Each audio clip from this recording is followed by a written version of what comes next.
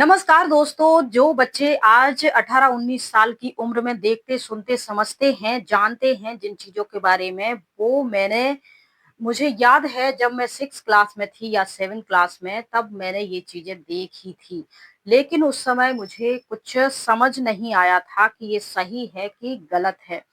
इसी के साथ जब मैं तीसरी क्लास में थी, तब मेरी जो क्लासमेट थी तीसरी, चौथी, 5वीं में, वो अक्सर कुछ खुसर-फुसर बातें किया करती थी और मुझे उस समय भी समझ में नहीं आता था कि ये बातें ये लोग क्यों कर रही हैं इसलिए। और आज मुझे ये बातें समझ में आई जब जब मैंने होश सँभाला, जब इन सब चीज़ों के बारे में मुझे नॉलेज हुई, तब मुझे लगा कि मुझे शायद आप लोगों के साथ ये चीज़ें शेयर करनी चाहिए क्योंकि बहुत सारे बच्चों के माता-पिता भी देखते हैं, उनके भी छोटे बच्चे हैं, स्कूल जाते हैं और लड़कियाँ हैं। मेरी शुरुआती और लास्ट तक पढ़ाई जो भी हुई है, सरकारी स्कूल से हुई है। पहले से 5 कक्षा तक तो मैं गर्ल्स बॉयज़ कंबाइंड स्कूल में पढ़ा करती थी और सरकारी स्कूल ही थी। उसके बाद मैं 6 से गर्ल्स स्कूल में पढ़ाई करी मैंने 6 से 12 तक, तो इस तरीके से मेरी सरकारी स्कूलों में पढ़ाई हुई है और वहाँ जो टीचर थे और जो मेरी क्लासमेट लड़कियाँ थी, वो क्या बातें करती थी। तो मैं इस कहानी के माध्यम से आप सभी पेरेंट्स जो हैं, आपके लड़के-लड़कियाँ हैं, स्कूल जाते हैं, तो आप उनके उनके साथ बातचीत करें। चलिए पहले मैं आपको ये पूरी घटनाक्रम बता देती हूँ, फिर मैं आपको बताऊँगी, गाइड करूँगी कि आप अपने बच्चों के साथ कैसे बात करें।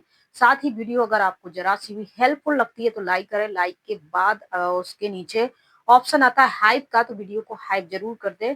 तो मैं पहली क्लास में मेरे पिता ने मुझे सरकारी स्कूल में डाल दिया था। सब बच्चे मोहल्ले के स्कूल जाते थे, मुझे पढ़ने का शौक था। लेकिन स्टार्टिंग में हमारे घर की आर्थिक स्थिति इतनी अच्छी नहीं थी कि हम बहुत अच्छी स्कूल में सब बच्चों के साथ प्राइवेट स्कूल में पढ़ सकें। वो लोग जाते थे, आके पढ़ाई करते थे, तो मेरा भी मन होता था। हालाँकि इतनी खराब भी स्थिति नहीं थी, हम लोगों के पास ज़मीन थी, लेकिन ज़मीन में पानी ना होने के कारण उपजाऊ नहीं थी, तो स्थिति जस की तस ही थी। इसीलिए फिर मैंने अपनी माँ से कहा मुझे पढ़ना है, फिर पिता से कहा माने तो पिताजी स्कूल में नाम लिखवाए आए और कहते हैं कि भिजवा देना। उस समय देखिए बर्थ सर्टिफ़िकेट नहीं होते थे और बच्चे 4-5 होते थे, माता-पिता को भी उनकी जन्म डेट याद नहीं रहती थी। कुँवार, कार्तिक, पूस ऐसे करके माँ याद रखती थी, तो इसी हिसाब से लिखवा दिया था। मेरे छोटे भाई की ज़्यादा कर दी थी ये, जो मेरी कम कर दी थी। तो इस तरीके से नाम लिखा गया फर्स्ट क्लास में तो कुछ पता ही नहीं रहता था। स्लेट पेंसिल लेके जाते थे, पत्थर की स्लेट होती थी, उसमें व्हाइट कलर की पेंसिल से लिखते थे, मिटा देते थे। यही सारी चीज़ें और ऐसे आजकल जो बच्चे देखिए छोटे-छोटे होते घरों में ही आंगनबाड़ी में ही जाते हैं और 2 ढाई साल के बच्चे अच्छे स्टैंडर्ड के बैग, बॉटल और ये सारी चीज़ें लेके जाते हैं। उस ज़माने में हमारे पास ये नहीं था। और फिर हम जब स्कूल जाने लगे और स्लेट पेंसिल से लिखना शुरू किया, इकना 1, दूनी 2, तिरका 3 ऐसे ही अब सरकारी स्कूलों में और पहले तो अलाउ नहीं था इंग्लिश 5वीं से एबीसीडी सिखाई जाती थी। अ, और ये भी कंपल्सरी नहीं था। फिर 6 क्लास से कुछ poem, hand to hand, this is माता, दिस इज़ पिता ऐसे करके उसमें आती थी।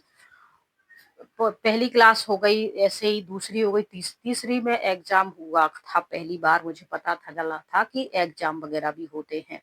तो मेरी जो क्लासमेट थी, लड़कियाँ थी, आपस में बैठती थी, वो बातें करती थी कि वो जो सर हैं, पढ़ाते हैं, टीचर थे, बुज़ुर्ग से थे। मुझे याद है उनकी उम्र कम से कम होगी 50 और 40 के बीच 50 और 40 के बीच में होगी उनकी उम्र क्योंकि उनकी दाढ़ी वगैरह थी सफ़ेद थी और चश्मा लगाते थे, थोड़ी लकड़ी लेके भी चलते थे। तो इतनी हो सकती है 50 के समथिंग उनके आस-पास होगी। उनने वो बातें करते थे कि वो जो टीचर है ना वो ठीक-ठाक नहीं है, वो पास में बुलाते हैं। दरअसल उनकी क्या नेचर थी कि वो एक-एक लड़की को अपने पास बुलाते थे और पढ़ाने के लिए। बोर्ड लगे हुए थे स्कूल में, पत्थर बिछा हुआ था, बोरियाँ थी, कुछ हमें अपने घर से उस समय बोरी लेके जाना पड़ता था पढ़ने के लिए कि अपनी खुद की बोरी ले आओ, तो एक सफ़ेद कलर की जो गेहूँ-वेहूँ चावल की बोरी होती है, ऐसी बोरी लेके हम गए थे, वहाँ बैठ जाते थे बिछा के और फिर पढ़ाई करते थे। तो वही और हमें ही जाके झाड़ू लगाना पड़ता था, सरकारी स्कूल थी, ऐसे ही रहते थे। फिर धीरे-धीरे क्या हुआ कि पढ़ाई शुरू हुई, फिर वो बातें कर रही थी, वो सर हैं एक-एक लड़की को वैसे तो बोर्ड पे लिखवाना होता था, एक ना एक, दूनी दो हम लोगों को स्लेट पे लिखना होता था। लेकिन वो सर क्या करते थे, एक-एक लड़की को बुलाते थे, तुम इधर आओ मैं तुम्हारी प्रैक्टिस करवाती हूँ। और ऐसी लकड़ी की टेबल होती थी इतनी लंबी-चौड़ी और एक लकड़ी की कुर्सी होती थी, वो उस पे बैठते थे। तो वो कह रही थी कि देखिए वो सर बुला रहे थे पास में और फिर ऐसे पकड़ लेते हैं और फिर ऐसे-ऐसे करके हाथ संवेदनशील जो जगहें होती हैं लड़कियों की वहाँ वो ऐसे-ऐसे हाथ फेरते जाते हैं, पढ़ाते हैं हाथ पकड़ के। तो वो ऐसी बातें कर रही थी तो मैंने कहा वो तो बड़े हैं उम्र में और हम तो छोटे बच्चे हैं। ऐसे ही तो सब घरों में भी दादा जो होते दादा, चाचा, अंकल ऐसे ही तो खिलाते बच्चों को बिठाते हैं, ऐसे हाथ फेरते हैं, तो इसमें क्या बड़ी बात है, पहले मुझे लगा। तो वो ऐसी बातें करती। फिर वो मैं 5वीं क्लास में आई तो भी मेरी वो ही क्लासमेट थी, तो वो कहने लगी कि वो अलग से टेबल के पास बुलाते हैं, कोचिंग के लिए भी कह रहे थे। तो हम कोचिंग गए थे उनके घर में और जब कोचिंग गए तो उन्होंने एक-एक लड़की को अपने पास बुलाया था और इसी तरीके से वो सारे शरीर में संवेदनशील जगहों में ऐसे ही हाथ फेर रहे थे लड़कियों के। तो फिर वो ऐसी बातें कर रही। तो हमने कहा इसमें क्या बड़ी बात है, हम घरों में भी तो हमारे जो दादा, चाचा, मामा होते हैं, जो रिश्तेदार होते हैं, वो भी तो हमें गोदी में बिठाते ऐसे ही खिलाते हैं। तो वो कहती तुम नहीं समझती हो, तुम कुछ मत कहो, कुछ नहीं। तो वो ऐसे करके टाल देती थी। फिर धीरे-धीरे मैं 6th क्लास में पहुँच जाती हूँ और 6th क्लास में वो जो वहाँ का चपरासी था साहब क्योंकि वो बहुत बड़ी स्कूल थी, 3-4 पार्ट में डिवाइड थी। एक अलग स्कूल थी और एक सुबह से लगती थी 6 से 8 तक और 9 से 12 तक 12 बजे से लगती थी 5 बजे तक। तो ऐसी थी और एक और थी छोटे बच्चों की स्कूलें 1st से 5 तक। तो 3-4 पार्ट में वो स्कूल डिवाइड थी, सरकारी स्कूल थी, लेकिन वो बहुत बड़ी स्कूल थी, गर्ल्स स्कूल थी ओनली, उसमें लड़कियाँ ही पढ़ती थी। लेकिन बड़ी स्कूल थी तो उस के जो स्टाफ थे वो भी बड़े थे, उनके चपरासी भी थे 4-5 सुबह की शिफ्ट के, शाम की शिफ्ट के और एक दूसरी स्कूल जो लगती है उसकी शिफ्ट के, तो ऐसे चपरासी भी वहाँ रहा करते थे। लेडीज़ कमाल की बात ये है कि गर्ल्स स्कूल है और टीचर भी जेंट्स भी हैं, लेडीज़ भी हैं, लेकिन चपरासी सब लेडीज़ जेंट्स लगा के रखे थे।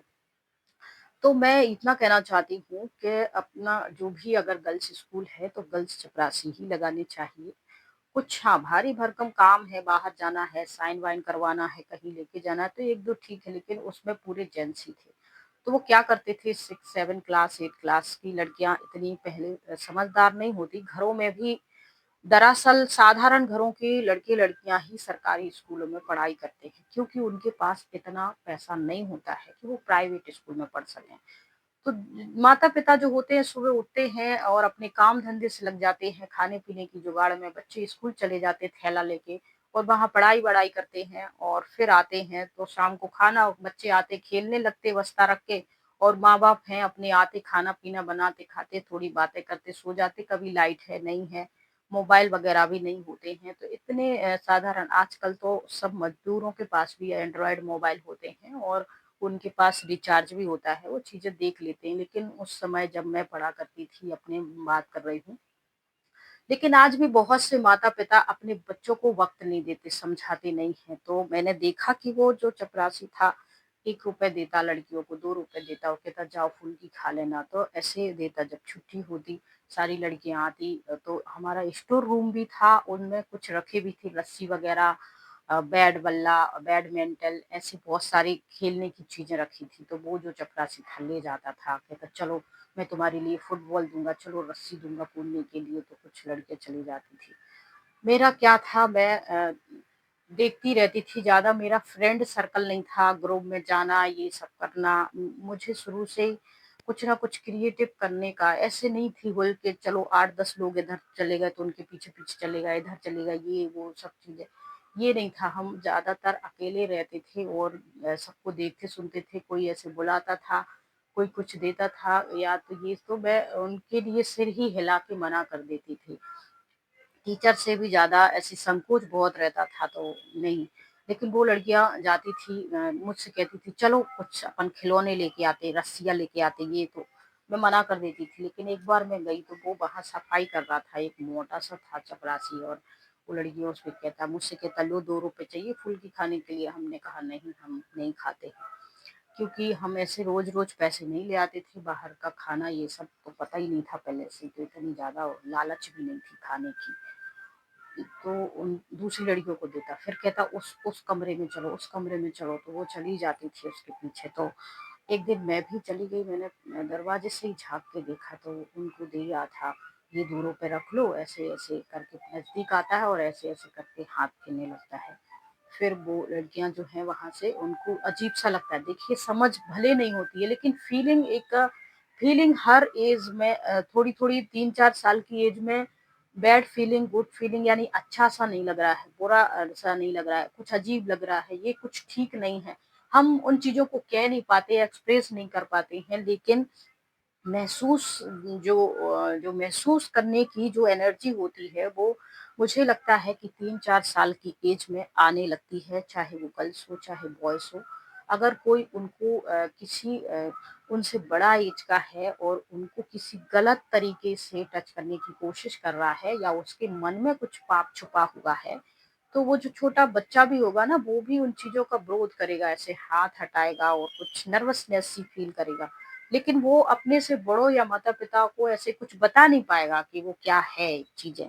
तो ये सारी चीज़ें होती हैं। ये घटना मैंने आप लोगों के साथ इसलिए शेयर की है कि हम आप में से बहुत सारे जो हैं पेरेंट्स ही हैं जो वीडियो वगैरह देखते हैं, गर्ल्स हो चाहे लेडीज़ हो चाहे जेंट्स हो। जेंट्स ज़्यादातर देखते हैं सोशल मीडिया पे एक्टिव रहते हैं, तो उनके भी तो बच्चे ही होते हैं, अपनी पत्नी से तो वो बात करते ही हैं। तो आप लोग प्लीज़ घर में आपके छोटे बच्चे हैं जैसे पहले 1 साल से लेके 10-15 साल की एज के जो बच्चे हैं आप उनके साथ थोड़ा-सा आधा घंटा, 15 मिनट, 20 मिनट, 1 घंटा ज़रूर बैठें। स्कूल वो जा रहे हैं तो उन्हें समझाएँ, स्कूल आप जाते हो, ऑटो से जाते हो, रिक्शा से, गाड़ी से, वैन से, सरकारी में पढ़ते हैं, प्राइवेट में पढ़ते हैं, वहाँ के जो चपरासी होते हैं, प्यून होती हैं, मैडम होते हैं, सर होते हैं या फिर सीनियर होते हैं, तो उनको बताइए कि कुछ जो संवेदनशील हमारे जो शरीर के पार्ट होते हैं, अगर आपके साथ लेडीज़ मैडम है या जेंट्स है, प्यून है, कोई भी है, इस तरीके से टच कर रही है, आपके पास बॉय है, गर्ल नहीं है, तो आप बॉय को भी बताइए कि वो इस तरीके से आपके तो आप आके घर पे बात कीजिए। उनको बच्चों को इतना बता दीजिए कि अगर आपको इस तरीके से टच हो रहा है, ऑटो में कर रहे हैं कोई या बस में या वैन में या फिर आप स्कूल में या फिर वॉशरूम आप गए हैं, कुछ भी आपको ऐसा लग रहा है कि आपको ऐसे छू रहे हैं, ये कर रहे हैं, तो आप घर पे बताइए। उन बच्चों से आप पूछिए, उनके साथ बताइए उनको क्योंकि उन्हें नहीं पता होता है कि उनके साथ जो हो रहा है, वो सही हो रहा है कि गलत हो रहा है। तो इस कहानी स में फ़िलहाल मैं इतना ही आप लोगों को बताना चाहती हूँ। इन्फॉर्मेशन ठीक लगी हो तो लाइक ज़रूर कीजिए। जय हिंद, जय भारत।